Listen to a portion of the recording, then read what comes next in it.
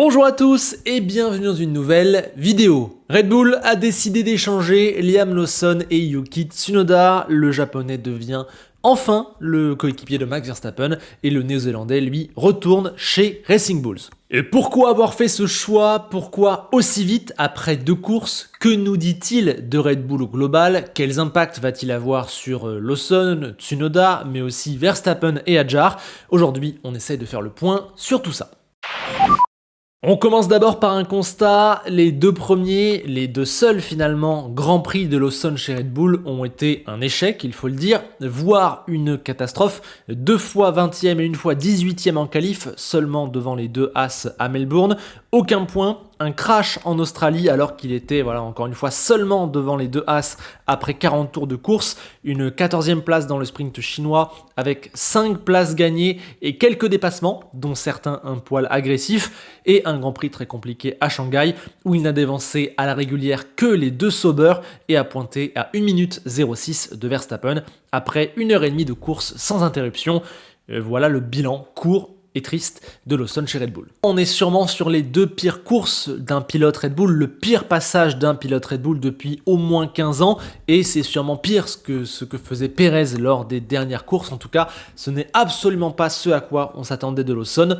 Le bilan, il est clair, mais maintenant, la question centrale, c'est surtout à qui la faute ? La première chose à dire, c'est que Liam n'a pas réussi à apprivoiser la RB21, c'était on ne peut plus clair et d'ailleurs il l'a dit lui-même, il y avait une absence totale de maîtrise sur sa machine et ça a provoqué ces 2 cauchemars. Le style de pilotage du néo-zélandais ne l'a clairement pas aidé à apprivoiser une voiture qui est déjà extrêmement délicate. Lawson, il a un style plutôt agressif, avec des freinages tardifs et une reprise des gaz qui est très vive, et ça ne colle pas finalement avec cette Red Bull très pointue, qui a un train arrière très léger et qui a une fenêtre d'utilisation extrêmement fine. C'est là-dessus qu'il a le plus insisté. Les virages lents, les sorties de virage et une incapacité à tenir la corde, voilà comment se sont matérialisées les difficultés de Liam. Et encore une fois, c'est l'occasion d'aller écouter ce que disait Alex Albon de son passage chez Red Bull dans un podcast qui s'appelle High Performance.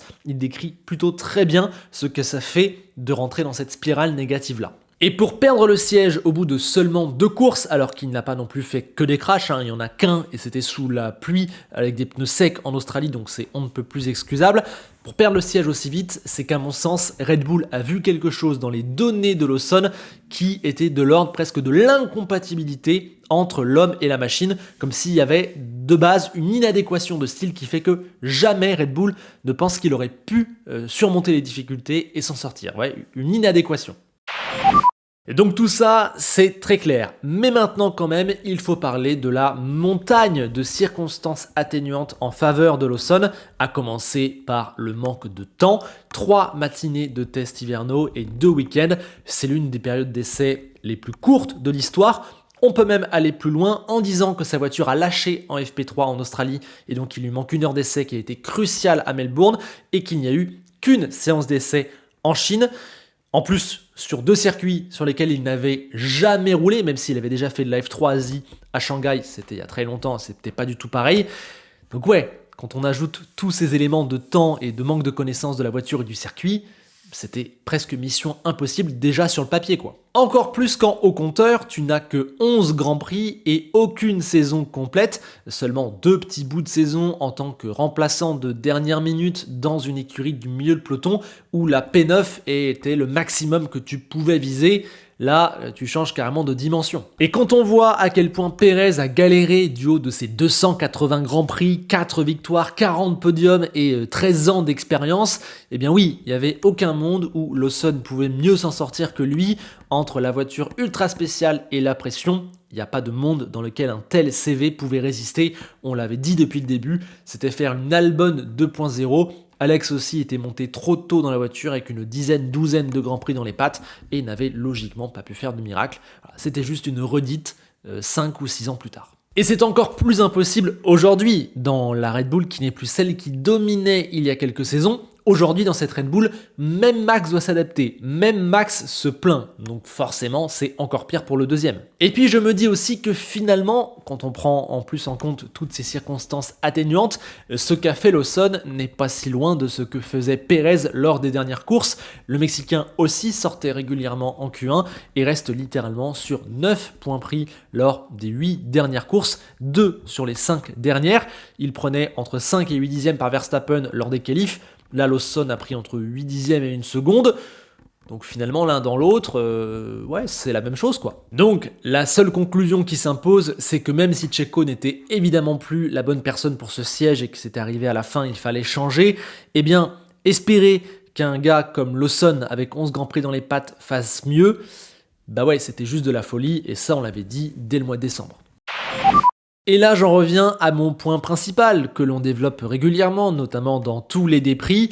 La majorité de la faute est plus que clairement dans le clan de l'équipe, et cela fait des années. J'avais détaillé mon point de vue très clairement dans une vidéo sortie en juin dernier, où j'expliquais pourquoi la prolongation de Pérez était vraiment un acte révélateur de la stratégie de Red Bull, et que ce n'était pas du tout une prolongation qui portait sur l'aspect sportif, et clairement, je pense exactement la même chose que ce que je disais au mois de juin. Red Bull s'est enfermée dans une impasse, celle du tout pour Max, et cela se retourne contre elle depuis, on va dire, 1 an et demi, 2 ans, depuis qu'elle est perdue sur sa voiture et depuis que le numéro 2 est vraiment devenu inutilisable. Verstappen est sensationnel, et il a fait atteindre un sommet complètement dingue à Red Bull, mais ce n'était pas sans côté négatif, ça n'imposait d'avoir qu'une seule voiture tout en haut, de perdre des points. Cela a sûrement fait perdre 2 titres constructeurs que Red Bull aurait pu avoir vu l'avance de sa machine, et aujourd'hui, quand la voiture ne marche plus, n'est plus ultra dominante, voire n'est simplement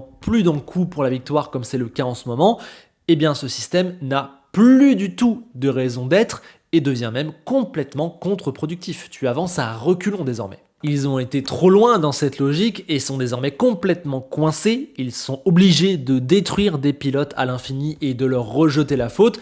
On l'a encore vu avec Lawson, qui n'a pas eu le temps pour s'en sortir, qui n'a absolument pas eu de soutien, qui a pris des déclats très difficiles dans la figure dès l'Australie, surtout dès le milieu du week-end en Chine, et je me demande dans quelle autre équipe pourrait-on voir ça? Dans quelle équipe déjà laisserait-on si peu de temps à un pilote qui en plus n'a pas proposé 2 Grands Prix catastrophes avec que des crashs? Dans quelle équipe critiquerait-on son pilote autant sur la place publique, surtout quand il a 11 Grands Prix, surtout quand tu sais que c'est le 5e qui échoue dans ce siège? Ouais, je trouve vraiment que c'est lunaire et que Red Bull s'en sort toujours un petit peu miraculeusement là-dessus. En vrai, je pense qu'ils le savent eux-mêmes, mais qu'ils n'ont pas le choix. Je trouve qu'ils sont dans une boucle qui se répète et dont ils ne sortiront à mon sens que lorsque Verstappen les quittera. En vérité, maintenant, c'est trop tard. Ils vont mourir métaphoriquement avec cette méthode. Ils n'ont plus le choix. On l'a vu quand ils ont refusé de s'intéresser à Carlos Sainz et ont prolongé Sergio Pérez alors que Carlos était toujours libre. C'était la preuve ultime qu'ils n'ont pas vraiment de deuxième pilote, qu'ils ne peuvent pas en prendre un vrai, qu'ils ne peuvent pas bien le traiter. Et ça, c'est complètement le monde à l'envers. C'est le symbole ultime que ça ne va pas. Surtout quand le système global ne permet même plus à Verstappen d'être complètement à l'aise avec la machine ou de complètement dominer le reste du plateau. Ce que ce système leur a déjà coûté en points, en argent, en image, en crédibilité et va à nouveau leur coûter là depuis des années, c'est complètement monumental et il n'y a pas de raison que cela change puisqu'en tombant dans exactement les mêmes conditions, Tsunoda risque aussi de galérer, risque de faire moins bien que ce qu'il ne faisait encore le week-end dernier dans la Racing Bulls, et donc le voir lui aussi à son tour connaître le même destin que Lawson, que Pérez, ça ne fera qu'empirer la situation. Mais après tout, c'est une situation que Red Bull a créée, choisie et même favorisée depuis des années. Cet énième changement de pilote me semble donc être surtout un camouflet de plus pour Red Bull, bien plus que pour Lawson, et une preuve que leur système est complètement défaillant. C'est aussi un aveu de faiblesse, un renoncement, puisqu'il y a 3-4 mois, ils avaient déjà un choix à faire entre Lawson et Tsunoda, et ils ont choisi Lawson contre la logique sportive d'un pilote beaucoup plus expérimenté, d'un pilote qui avait battu Lawson. En vérité, tout le monde avait choisi Tsunoda, sauf eux. Et là, ils reviennent en arrière. C'est assez dingue. Le reprendre dès maintenant, c'est certes réparer une injustice, réparer une erreur, peut-être faire désormais enfin le meilleur choix avec 2 courses de retard seulement entre guillemets, mais c'est quelque part aussi avouer sa bêtise, son erreur et montrer que le choix à l'époque ne s'était pas fait sur le sportif, mais sur le fait que Tsunoda n'était pas considéré par les gens de Red Bull. Là, ils n'ont plus trop le choix, donc ils le prennent, mais entre-temps, ils ont détruit un gars de plus et ça commence à faire beaucoup dans ce qu'on pourrait appeler le paradoxe Red Bull. De base, avec Racing Bulls, ils ont un avantage énorme, celle d'avoir 2 sièges de plus que les autres pour former des jeunes, mais cela fait 6 ans, 8 ans qu'ils n'en profitent pas. Au contraire, qu'ils détruisent des gars et les font partir ailleurs. Voilà, c'est vraiment un paradoxe. Et là, on en vient forcément à la question du timing. 2 courses seulement, c'est presque du jamais vu dans l'histoire de la F1. C'est le pilote qui aura duré le moins longtemps chez Red Bull de très loin, derrière un Christian Dornbos, je sais pas comment on dit, mais voilà, ça vous place un peu le niveau de la phrase. Et clairement, cette précipitation, parce que c'est clairement ce qu'on a senti du côté de la Chine notamment, elle illustre à quel point l'équipe, sur cette question, elle est piégée et elle manque de solutions. Ils sont démunis, ils ont créé un monstre avec ce rôle de deuxième pilote et ils n'ont plus trop le choix. Et comme je le disais aussi, c'est aussi sûrement qu'ils ont vu des choses dans les données, peut-être dans l'attitude de Lawson, dans son approche, qui leur ont fait dire que ça ne marchera absolument jamais, parce que pour l'enlever après 2 courses, sans même le tester au Japon, qui aurait été une piste qu'il connaît, où là on aurait peut-être vu une réponse plus proche de sa vraie valeur, c'est vraiment qu'ils se sont dit que ça ne marchera jamais, que c'était peine perdue, et ça j'avoue qu'un tel jugement, je trouve ça un petit peu dingue. Et puis il y a aussi une urgence sportive à laquelle il faut répondre dès aujourd'hui. Il y a déjà 42 points de retard sur Red Bull, mais plus que le championnat constructeur, Red Bull joue un petit peu sa crédibilité. Elle doit prouver au monde de la F1 et aussi à Max Verstappen qu'elle est sérieuse, qu'elle a des ambitions, qu'elle prend en compte ce problème du deuxième pilote, qu'elle se bouge pour résoudre ces problèmes. Et puis enfin, je crois qu'il y avait un feu médiatique déjà à éteindre, feu médiatique alimenté par Marco et Horner eux-mêmes, qui ont été les premiers à envoyer Lawson sur la place publique.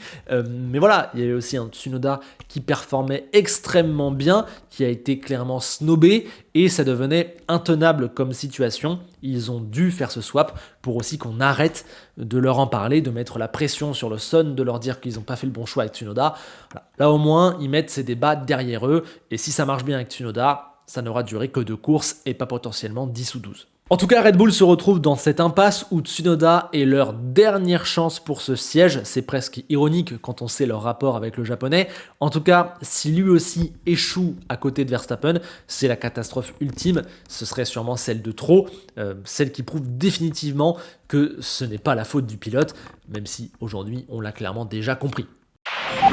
Et là, on se retourne, même si on a déjà commencé à le faire, vers les décisionnaires, au premier rang desquels Christian Horner et Helmut Marko. Ces choix, ce chaos, ces carrières brisées, ces erreurs, ces points perdus, cette mauvaise stratégie, ces pilotes brisés également, c'est surtout leur responsabilité. Et là, ça commence à faire beaucoup, surtout si on rajoute le côté parfois un petit peu inhumain dans la gestion des pilotes. Pour l'instant, tout ce beau monde, parce qu'il n'y a pas qu'Horner et Marko, est sauvé par Verstappen, qui est trop fort et qui finalement, depuis des années, a retardé le problème du deuxième pilote. Mais le jour où il va s'en aller, là ce sera l'effondrement total. Et cette thèse du départ est loin d'être improbable ou lointaine quand on voit le déclin sportif de l'équipe depuis environ 1 an et les infos des journalistes qui disent qu'il n'est pas très content de ce qu'il se passe en interne, qu'il n'était pas pour remplacer Liam Lawson et qu'aujourd'hui des projets comme Aston ou Mercedes pourraient totalement l'attirer. Donc ouais, attention Red Bull, le tout Verstappen, s'il n'y a plus Verstappen, c'est rien quoi. Maintenant, évoquons la situation de Yuki qui accède enfin à la Red Bull, une promotion méritée d'un point de vue strict puisque ça fait quoi depuis la fin de saison 2023 qu'il est le 2e meilleur pilote du giron Red Bull. On a évidemment hâte de le voir dans un top team. Sur le papier, c'est génial, il va pouvoir jouer des podiums, peut-être des victoires, en tout cas des hautes positions. face aux Mercedes, aux McLaren, aux Ferrari. Voilà. Et après plusieurs bonnes saisons, notamment les 2 dernières chez Racing Bulls, c'est mérité. Maintenant, on sait aussi quelle est la vérité de ce siège et on ne peut s'empêcher de penser que ça a un petit peu une allure de piège cette promotion pour le Tsunoda, comme ça l'a été pour Lawson, pour Perez, pour Albon et pour Gasly.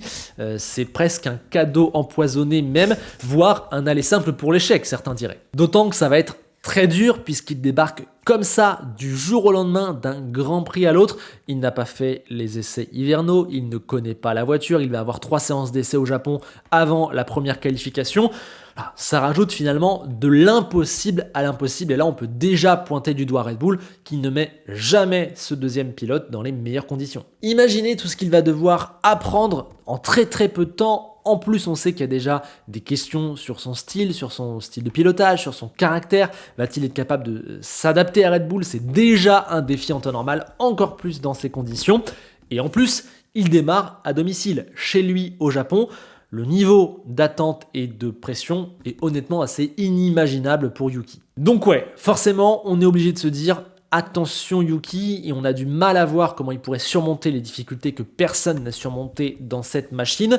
Maintenant, je retiens ce qu'il a répondu en Chine quand on lui a demandé s'il voulait monter dans la Red Bull alors qu'elle semblait moins facile à piloter que la Racing Bulls. Il a dit oui, à 100%, la voiture est plus rapide. Voilà, c'était clair, net, précis, froid, et en vrai, j'aime ce Yuki-là, je le trouve extrêmement déterminé, son approche me semble excellente, et il faut aussi dire que depuis 2 ans, il ne fait que nous, et je me mets dedans, surprendre, en étant meilleur que ce qu'on pense, en faisant toujours mieux.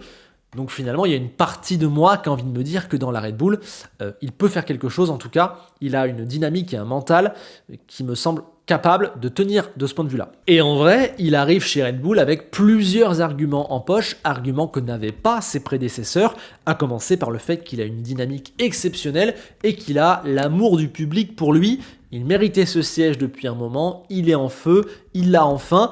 Finalement, ils ne pourront pas le traiter comme Perez. C'est un peu comme s'ils avaient pris Sainz dans le sens où ils ont un deuxième pilote aimé, dont on connaît la valeur, qui est très estimé et donc qui ne peut pas échouer comme un Lawson qu'on connaît moins, qui a moins d'amour du public et qui n'a pas de référence. Là, c'est pas pareil. En plus, il va avoir du temps, ça on en est quasi certain, car je ne vois pas Lawson remonter à nouveau dans la Red Bull, et je pense qu'il ne faut pas faire monter Zac Hadjar, qui mérite une année complète chez Racing Bulls pour se préparer, je pense que ce serait le mieux pour lui. Donc selon toute vraisemblance, Yuki a de grandes chances de faire toute la saison 2025 à côté de Verstappen, de faire 22 Grands Prix dans la Red Bull, donc son approche peut être nécessairement différente de celle de Lawson, ça peut être plus constructif, plus posé. On peut aussi se demander si son style de pilotage ne correspond pas mieux à la voiture que celui du Néo-Zélandais qui visiblement était complètement à l'opposé. Autre point en sa faveur, il est clairement mieux armé que Liam Lawson, largement niveau expérience, niveau connaissance, niveau performance, niveau référence. Et il est dans une bien meilleure dynamique que ce que n'était Perez sur la fin. Donc ça, clairement, ça change tout, je pense, pour ce pilote numéro 2. Et en plus, il passe après Perez et Lawson qui ont placé la barre super bas. On parle littéralement de 9 points sur les 10 derniers week-ends pour cette voiture. On parle littéralement d'une voiture qui parfois ne sort plus de la Q1. Donc finalement, si Yuki au Japon ou à Bahreïn juste derrière, il fait 8e en qualif et il rapporte 6 points, c'est déjà le jour et la nuit, c'est déjà 100 fois mieux, même si ça reste honteux pour ce que devrait être une Red Bull numéro 2, la faute à l'équipe. Mais voilà, par rapport à Perez et Lawson, médiatiquement, humainement, mentalement, c'est énorme. Donc oui, au final, même si clairement cette promotion et ce siège ont tout du piège, comme ils l'ont été pour les pilotes avant lui, eh bien je crois que les circonstances sont un petit peu différentes pour Tsunoda, et j'ai donc un espoir que ça ne se passe pas trop mal pour le japonais. Et du coup, paradoxalement, il se voit offrir là une occasion exceptionnelle, celle d'étendre sa carrière. On le sait, il n'a pas de contrat pour 2026, et en restant chez Racing Bulls, en n'ayant jamais la place chez Red Bull, il aurait dû trouver une place ailleurs. Or, le marché est un peu fermé, il y aurait sûrement eu que les pistes Cadillac ou Aston Martin, et je pense pas qu'il était en pôle. Donc en restant chez Racing Bulls, Tsunoda aurait certainement dit au revoir à la F1, du moins ponctuellement, à la fin de la saison. Mais là, en étant chez Red Bull, cela lui ouvre une nouvelle porte qu'il n'avait pas jusqu'alors, celle de l'équipe qu'il avait toujours refusée et qui mettait son avenir en danger. Là, en performant un minimum, il peut devenir la bonne solution pour ce deuxième siège, d'autant qu'après lui, il ne semble plus y avoir pour l'instant de solution naturelle. Hadjar est encore trop frais, il n'a que 2 courses dans les pattes, une seule même. Donc finalement, maintenant Yuki a une nouvelle perspective d'avenir, celle de devenir un pilote Red Bull sur du moyen long terme, une perspective qu'il n'avait pas il y a encore 72 heures. Quant à Lawson, c'est forcément un coup très dur, on ne s'attendait pas forcément à ce qu'il performe très bien, on savait que ça allait être difficile, mais perdre le siège au bout de 2 week-ends, même si c'est injuste, c'est une claque absolument immense. Donc premièrement, il va devoir s'en remettre, surtout mentalement. Si le contre-coup n'est pas effacé rapidement, ça peut vraiment mettre en danger sa carrière, une carrière qui n'est déjà pas très normale pour lui, le pauvre, puisqu'il n'a pas eu de siège en F1 juste après la F2. Avant ça, il est passé par le DTM et la Super Formula, c'est quand même assez rare pour les mecs qui montent en F1. Il fait son premier Grand Prix du jour au lendemain sur une blessure de Ricciardo. Il fait plutôt pas mal, mais il n'est pas conservé derrière. Finalement, il revient 1 an après, juste pour 6 courses, avant de passer chez Red Bull où c'est mission impossible, de perdre le siège, de redescendre. C'est juste dommage qu'on n'ait pas donné à Liam Lawson une opportunité de démarrer sa carrière normalement, comme Isaac le fait maintenant, début de saison, une saison complète dans l'écurie sœur. Je pense que si Lawson avait pu faire ça, ça aurait changé beaucoup de choses dans son parcours, et j'ai un peu de peine pour lui de ce point de vue-là, puisqu'il a toujours été trimballé par le système Red Bull. Et d'un point de vue pragmatique maintenant, la suite de sa carrière s'est un peu assombrie avec ce move, puisqu'on l'a dit, on ne le voit pas remonter chez Red Bull, je pense que c'est cuit désormais à vie, et donc il a une saison, 22 Grands Prix au maximum, parce qu'il peut encore être viré à la mi-saison, on connaît Red Bull, il a une saison maximum pour faire une Gasly, pour faire une Sainz, pour faire une Albon, c'est-à-dire partir ailleurs, trouver un autre siège pour 2026, et donc en fait, on vient de lui refiler le dilemme qu'avait jusqu'à présent Yuki Tsunoda, qui est la question de où aller pour l'an prochain, et donc de sortir finalement à très peu d'options, Cadillac, Aston.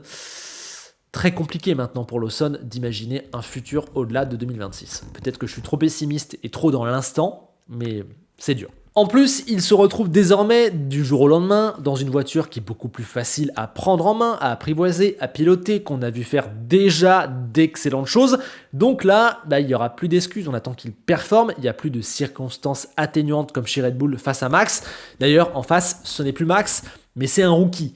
Donc, d'un point de vue dynamique, ça change tout. On va attendre qu'il le batte. Donc là, Lawson, finalement, revient dans une situation peut-être plus agréable, mais où on en attend beaucoup plus, surtout après le fiasco Red Bull. À moyen long terme, je suis pessimiste pour Liam. Cette rétrogradation me semble un coup presque déjà fatal pour la suite des opérations le concernant. Maintenant, à très court terme, pour cette saison, je pense que redescendre est une excellente nouvelle. Fini le cauchemar et la pression du deuxième siège Red Bull. Il retrouve un poste enfin normal dans une voiture où il est possible de se mettre en valeur. Je vous le dis dès aujourd'hui, je ne serais pas surpris si dans les 2-3 prochaines courses, Lawson passe en Q3, se qualifie 7ème, marque des points et on le retrouve tout sourire devant les médias. Ça, ce serait typique du paradoxe Red Bull, et je pense que ça va arriver. Le narratif risque de totalement s'inverser sur lui, alors que c'est juste qu'il ne conduit plus l'horrible Red Bull. D'ailleurs, Verstappen l'a dit lui-même le week-end dernier en Chine, il a dit « Liam serait plus rapide dans la Racing Bulls », et je pense que clairement cela va être le cas. En plus, il démarre au Japon, circuit qu'il connaît par cœur, notamment avec la Super Formula, il a déjà fait 2 Grands Prix, au moins 1 de F1 là-bas. Derrière, c'est Bahreïn que tout le monde connaît. Donc en fait, pour Lawson, à très court terme là aujourd'hui, ça ne peut qu'aller mieux. Par contre, d'un point de vue moyen-long terme, par rapport au groupe Red Bull, par rapport à l'avenir, là, clairement, c'est devenu plus compliqué. On sait que dans le duel face à Hadjar, avec les Lindblad et les Colapinto qui poussent derrière, voilà, va falloir être très costaud pour réinventer une nouvelle suite de carrière. Un mot aussi très rapide d'Isaac Hadjar qui à mon sens est également impacté par ces décisions, même si lui ne change pas d'équipe, et je trouve que ça va pas forcément dans le bon sens pour lui ce choix, puisque je trouve que dans sa position de rookie, Perdre le référentiel Yuki Tsunoda est une mauvaise nouvelle. Yuki était une splendide valeur étalon, un leader, une référence, un mec aussi dont tu pouvais regarder les données pour progresser. Et quelque part, c'était normal d'être battu par Tsunoda et exceptionnel de le battre comme il l'a fait du côté des qualifs en Chine. Il y avait un vrai référentiel. Là maintenant, Lawson, c'est un adversaire bien moins coté qui sort en plus d'une humiliation entre guillemets chez Red Bull. La comparaison change et à mon sens pas dans le bon sens pour Isaac. C'est dommage, la dynamique avec Tsunoda, je trouve le mettait en valeur et ça démarrait super bien. Ce que je veux dire par là, c'est qu'être 2 dixièmes derrière Tsunoda, on arrive à mesurer ce que ça vaut, c'est plutôt bien, c'est plutôt correct. Être 2 dixièmes devant, c'est excellent. Maintenant, être 2 dixièmes derrière Lawson, 2 dixièmes devant, qu'est-ce que ça vaut vraiment ? Là, c'est beaucoup plus flou et donc je pense que pour une saison rookie, c'est pas forcément idéal de se retrouver face à Lawson plutôt que face à Tsunoda. Mais après, ce qui me rassure concernant Isaac, c'est premièrement le niveau qu'il a déjà affiché en seulement 2 week-ends de Formule 1. Très clairement, il est dans le coup, j'ai pas de peur, j'ai pas de doute pour lui. Et aussi, deuxième point, je suis rassuré par sa mentalité. Il sait ce qu'il vaut, il sait ce qu'il veut, il sait ce qu'il peut faire et il sait aussi que de toute façon, si jamais il veut aller plus loin dans sa carrière, aller très loin dans sa carrière, il doit le battre tout le monde. Et donc, pour lui, je pense qu'il se dit Tsunoda, Lawson, c'est la même chose, je dois juste être performant et battre mon coéquipier. Bon voilà, j'ai pas d'inquiétude pour Isaac, de toute façon dans le système Red Bull, on le sait, il faut être plus fort que tout, il faut résister aux obstacles et au bout de 2 courses, Isaac a déjà vu à quel point ce monde pouvait être cruel et donc voilà, il faut passer au-dessus de tout, comme Verstappen l'a fait en son temps, il y a désormais 8 ou 9 ans. Et simplement, je trouve que la comparaison est moins bonne pour lui, je trouvais qu'affronter Tsunoda sur une saison complète pour sa première saison, c'était vraiment parfait pour un rookie. Là, ce Lawson-là, qui est devenu un point d'interrogation, c'est plus compliqué pour situer la perf d'Isaac. Et on sait que c'est par rapport à ton coéquipier qu'on peut mieux te situer. Donc là, un peu compliqué. On verra comment ça se passe dans les prochaines courses. Ça peut aussi être l'occasion finalement de le battre et de direct passer dans un autre step. Je ne présume de rien, on va dire. Mais clairement, c'est un changement qui impacte aussi la suite des choses pour Isaac, je trouve.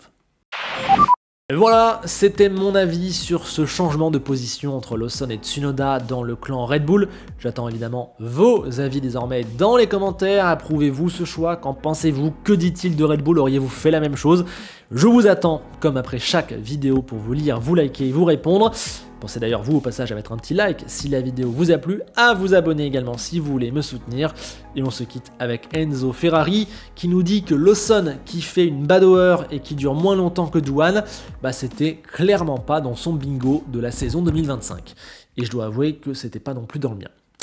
Allez, à bientôt, on a déjà eu une énorme surprise dans cette saison.